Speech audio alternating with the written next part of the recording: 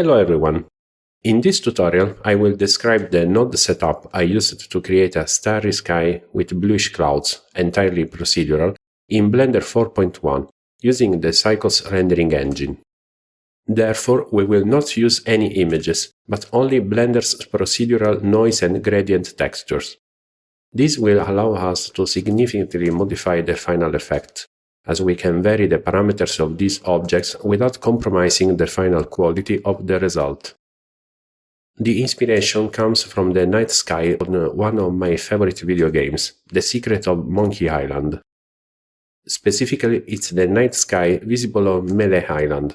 We need to create 3 components for the world background, in this order: the starry background, the bluish clouds, and the horizon glow. The rendering I showed you earlier was made by adding a bit of glow to the stars and other effects in post-production using nodes compositing. After describing the node setup for the world background material, we will also take a look at the post-production. In a new Blender project, switch to a shader layout or open a similar editor and select World in the shader selector. Add a 3D view window to the layout, so you can observe the various effects in real time in rendered mode. At this point, the background of the virtual universe will be set to Blender's default file settings, which in my case is a pure white color with an intensity value of 1. Before proceeding, a very important note: do not view the rendered preview of the 3D viewport in orthographic mode, as it will not yield correct results. Therefore, use a free view in perspective mode. Let's start by creating the starry background, which means starting with a black background on which stars will be applied, represented by colored dots with random distribution, intensity, and size. To create a procedural black and white starry background, simply add a noise texture to the node setup and significantly increase the scale parameter value, for example to 200 or more. Also set the detail parameter value to at least 5 to achieve a better result. Then connect the factor output of the noise node to a brightness contrast node, setting the brightness value to a negative number, such as -0.7. The stars thus obtained have 2 issues. They are not bright enough, and they are in black and white. To make not only the stars but the entire virtual universe brighter, which will ultimately serve as the basic light source for the scene, increase the strength parameter value of the world background node, for example to 3. Remember that we will add an additional glow to the stars in post-production using nodes compositing. Regarding the color, we cannot use the color output of the noise node because the result will be overly colorful. However, we know that we can multiply the gray and white dots from the noise node's factor output by a randomly colored texture, thus obtaining colored dots of varying size and intensities. For this, we can use another noise texture, this time taking its color output, with the scale factor set to 100, so that we get many white areas and some colored areas. To make the colors of this texture more vivid, use a brightness contrast node again, but this time leave the brightness value at 0 and set the contrast value at 0.7 or higher, as desired. To get the colored stars, multiply the outputs of the 2 brightness contrast nodes using a color mix node in multiply mode with factor set to 1. To conclude this part of the setup, connect the output of the multiply node to a gamma node, which allows us to show more or fewer stars, making them more or less bright, without brightening the background, because gamma correction does not act like a brightness node.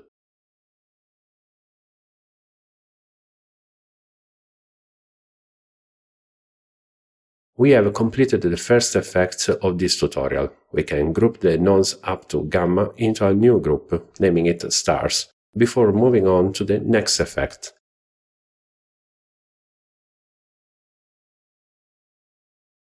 The clouds and the horizon glow are each created in two parts. The first part defines the texture that generates the effect, while the second part defines the blending factor that adds the effect to the sky achieved so far. Since the clouds need to be blended with the starry background and then the horizon glow applied, let's start by defining the clouds. In theory, creating bluish clouds should be a simple task, because it is enough to add another 3D noise texture to the node setup, this time with scale set to 3 and detail set to 5. Then take the effector output of this node and pass this information to a color ramp node to define the color of the clouds. The color ramp node can be set to your liking through experimentation. In my case, I set the first marker to black with a position of 0.36, then set the second marker to pure blue with a position of 0.93, and then changed the interpolation mode to easing. With these two nodes, we already get procedural bluish clouds, but there is a problem. These clouds are present all over the virtual universe. We need them to start from a certain height on the horizon, with the ability to set this height as desired. Therefore, I want to create a gradient mask in black and white to multiply with these clouds, intending to hide the clouds in the areas corresponding to the black zones of the gradient textures. To do this, add a gradient texture of type linear to the setup, and a vector mapping node in point mode with rotation Y set to 90 degrees. To achieve the correct mapping of this gradient, connect the vector input of the new vector mapping node to the generated output of a texture coordinate input node.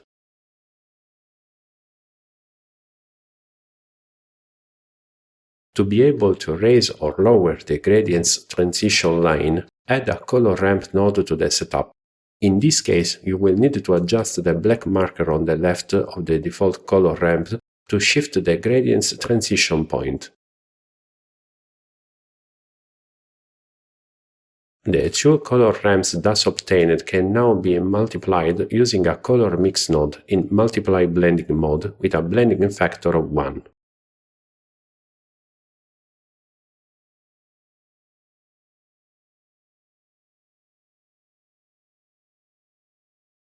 Now you can also group this node setup into a new group, naming it Clouds.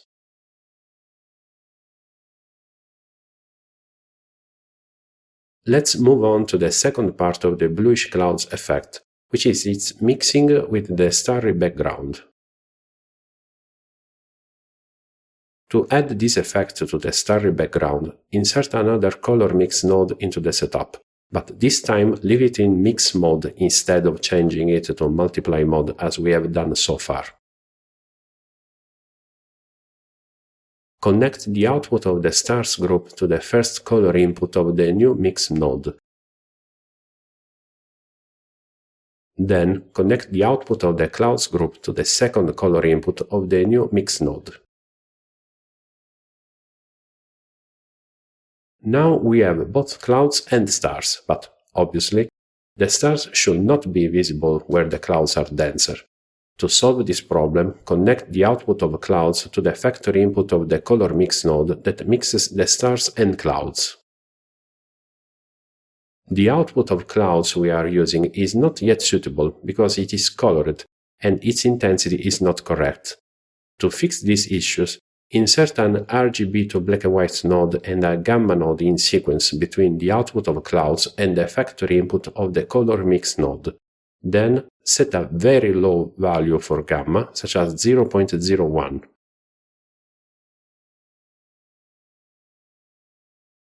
The third and final effect is a slight glow on the horizon to add to the final effect.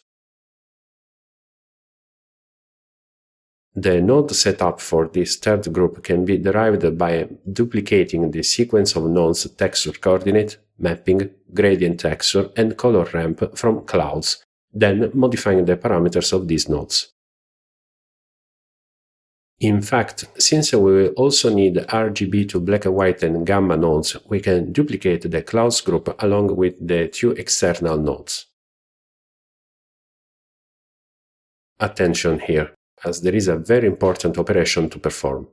At this moment, the copied group is an instance of the original clouds group, so any operation performed on this group will also modify the original group. Before performing any operation, click the button with the number 2 inside the group to make it a separate group from the original. Blender will rename this new node to Clouds 001. First, rename the new group to Horizon Glow, then enter the group.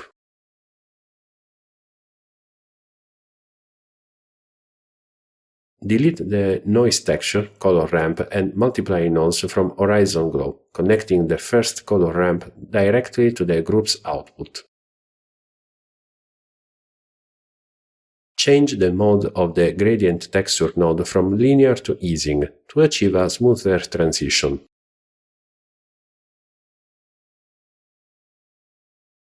Now we have a gradient mask that is black at the horizon and gradually lighter towards the top. Select the first marker of the color ramp, change it to a dark bluish-green color, such as RGB 0.007, 0.018, 0.031, keeping it at position 0.0. Select the second marker, move it to position 0.09, very close to the first, then change its color to black and set its alpha to 0, making it completely transparent. The new gradients will therefore be bluish-green at the bottom and completely transparent at the top. The blending of this effect with the others is done with a color mix node in mix mode. Connect the first color mix node, which mixes clouds and stars, to the first input of the new color mix node. Connect the output of the Horizon Glow group to the second input of the new color mix node. The output of the Horizon Glow group should already be connected to an RGB to black and white node and a gamma node, due to the duplication we performed earlier. Connect the output of the gamma node to the factory input of the second color mix node. This time I recommend a gamma value of 0.5 or higher. The output of the second color mix node can then be sent to the background node, thus achieving the final effect, to which we will apply post-production to add a glow to the stars. Before moving on to post-production to add some glow, I remind you that all the effects discussed so far have been created with procedural textures, so it is possible to modify them and insert keyframes to create animations. For example, we can provide the texture coordinates and mapping nodes to the noise texture that creates the clouds via the colored color ramp. Once done, it will be possible to animate the movement and change of the clouds by adjusting the location and rotation parameters of the new mapping node.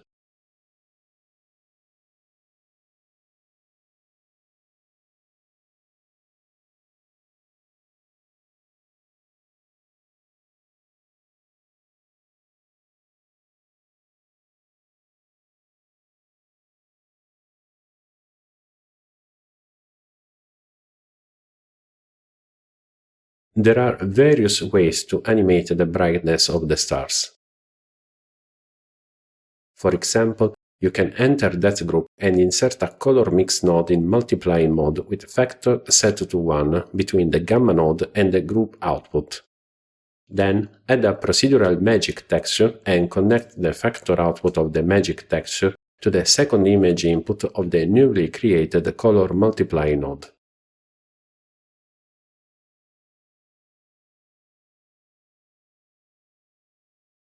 Once this is done, you can animate the appearance of the magic texture in various ways, such as modifying its coordinates with texture coordinates and mapping nodes, as done for the clouds, or simply animating the scale parameter value of the magic texture. This way, the texture will move across the background and, when multiplied with the stars, will darken them randomly. However, this is just one of the possible methods by which you can vary the intensity of the stars in a random and animated manner.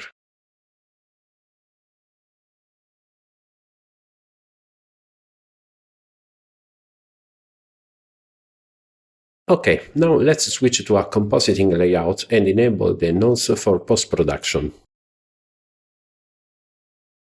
Before starting the rendering, enable Emission and Environment in the Render Passes section of the View Layers tab in the Properties editor. Add Viewer and Reroute nodes and enable the Backdrop button to preview the final effect after rendering.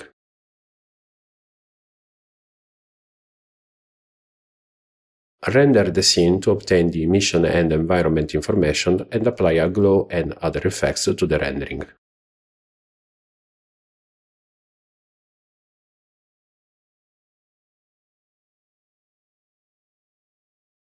Add the emission and environment outputs of the render layers node together using a color mix node in Add mode with the effector set to 1.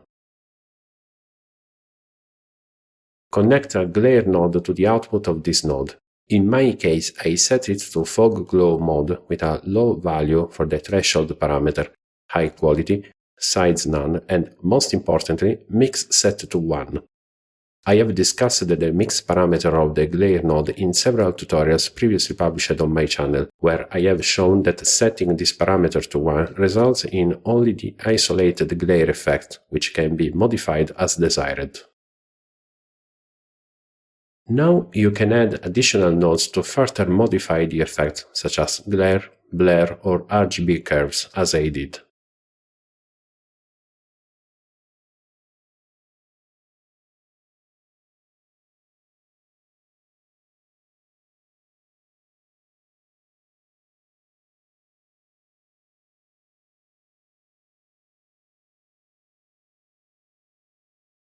In any case, you will need to add the glare effects obtained to the original rendering. This can be done using another color mix node in Add mode with a blending factor of 1. Connect the original output of the render layer to the first image input of the Add node. Nothing prevents us from applying other effects after this mixing, such as brightness and contrast correction or a final vignetting effect.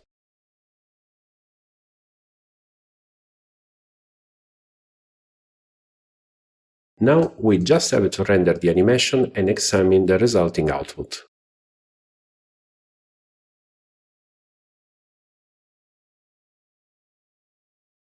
Well, that's all for this tutorial. I hope you found it useful. See you soon!